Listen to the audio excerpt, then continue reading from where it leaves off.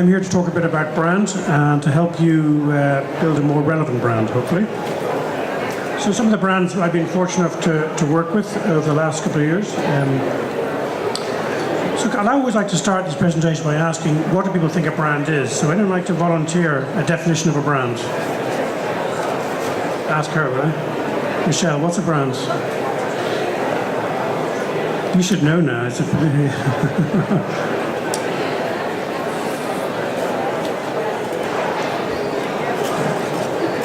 perception. Okay, any advance on that? What a brand is? Sorry? No?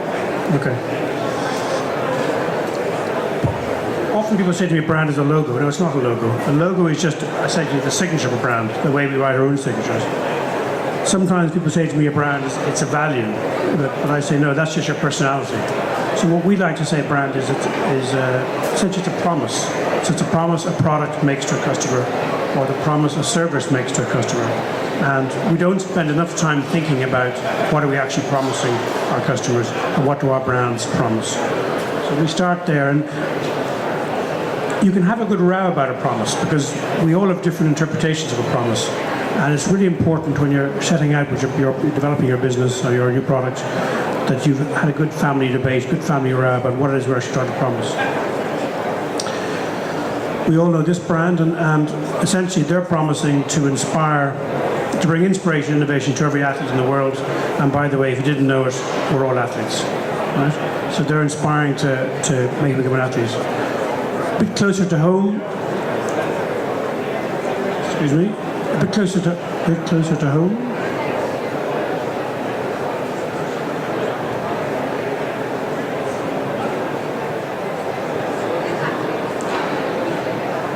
Keelings are promising that the passion that their grandparents taught them about growing has been passed down to them, and they're going to continue that down through their family. And they want to celebrate growing for years to come. So Keelings just wants to communicate to our customers, we're passionate about growing, we love to grow.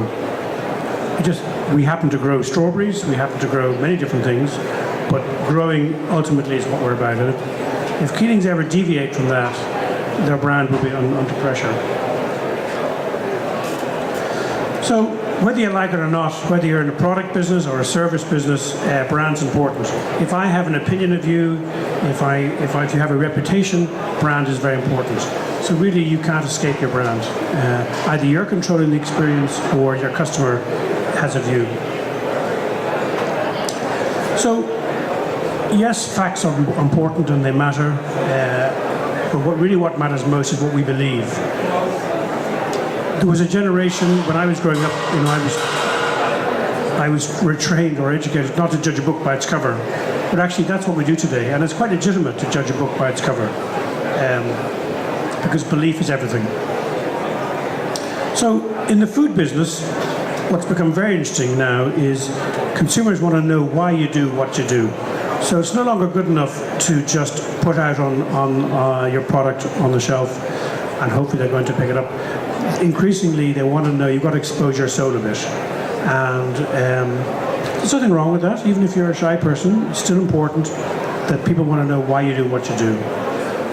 With so many brands out there and so many people trying to compete for attention, the big companies can throw budgets at it and brainwash us. Smaller companies have to box clever. And by trying to expose your soul slightly and tell people why you do what you do, it really helps the brand to make traction. So here's a classic example of a brand that's come from nowhere quite quickly because they've been very open about why they do what they do and cleverly making the connection between farming and taking the product to business. And even Applegreen, which is essentially a service business. They're selling fuel. They don't own the fuel. They essentially just passing it through. But they have a very clear sense of why they do what they do. And they understand that buying petrol for most people is a distress purchase. They don't really like having to buy it. So give me clean toilets, give me good coffee and a basic sandwich. Don't overdo it. And that's their offer. And that's remarkably very simple thought has allowed them to steal a march on many of their competitors by keeping it very simple and moving the debate from fuel to food and to coffee and to services. So essentially what a brand does is it changes your product from being a commodity to something of value. And we all want to move into that space. We all want margin. We all want something that's going to be a bit more perceived value. So on one level, apples, strawberries, grapes, berries, they're commodities, but by applying the Keeling's brand over it, we're adding something of value. And I'll come back to this value point actually at the end of my presentation. Or put another way, if you take the ice cream out of the Ben & Jerry's, you're left with what's called brand equity.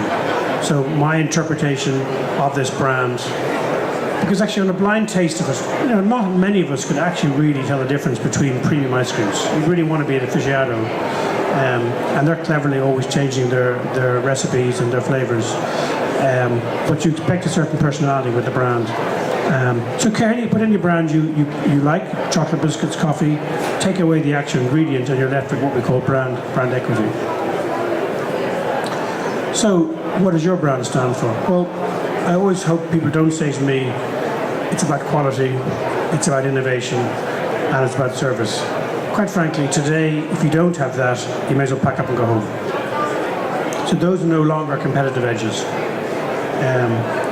Those are all what we call features about the product.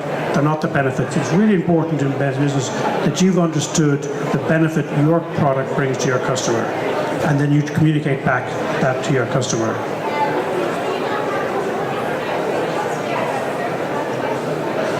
So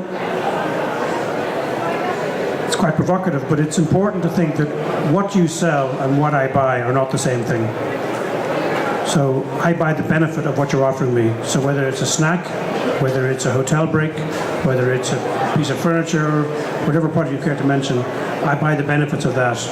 So it's a lot of companies just think they're selling the best strawberries or the best furniture or the best. It's really the benefit that you actually deliver to the customer. That's ultimately what people want. And often customers are slow to identify what are the benefits and the solutions. So it's important that you always put yourself in the place of your customer to try and understand. So what ultimately are they buying? Are they buying peace of mind? Are they buying reassurance? Are they buying predictability? Are they buying purely value, low cost? Ultimately, what is it they're buying? So why would you bother with brand? There are essentially two things that strong brands do. Strong brands have strong margins, and they have strong shareholder value. Strong brands won't necessarily get extra footfall in the morning or sell more in the morning. They're about positioning themselves for the long term. Advertising or more conventional marketing activities will drive footfall. But investment in brand positions your product for the long term, gives you the material to have a good row with a buyer who you're pitching your product to, say, no, my product's different because these are the values and this is the brand that my competitors don't have.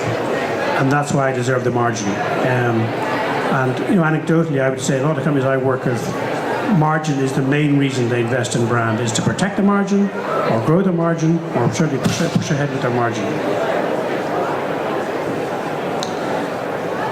And as I said, I'll come back to this. So if you ever had a doubt about margin, can you spot something unusual about these products here? So they're both strawberries, okay? So doing the maths, $1.99, right? And 2 for 6, okay? So which sells best, do you think? Sorry? Keeling sells best, yeah. What would you say, what's the ratio it's selling by, do you think? It's about 3 to 1. But if you look very carefully, look at the barcode. Can you see anything interesting in the barcode? It's smaller, but look at it closely. So you see it says here KL3 and KL3. That's exactly the same product. Let's go down the same line. One went that way to get that label, and one went that way to get that label. But that's the power of brand. Margin and value. Thank you very much.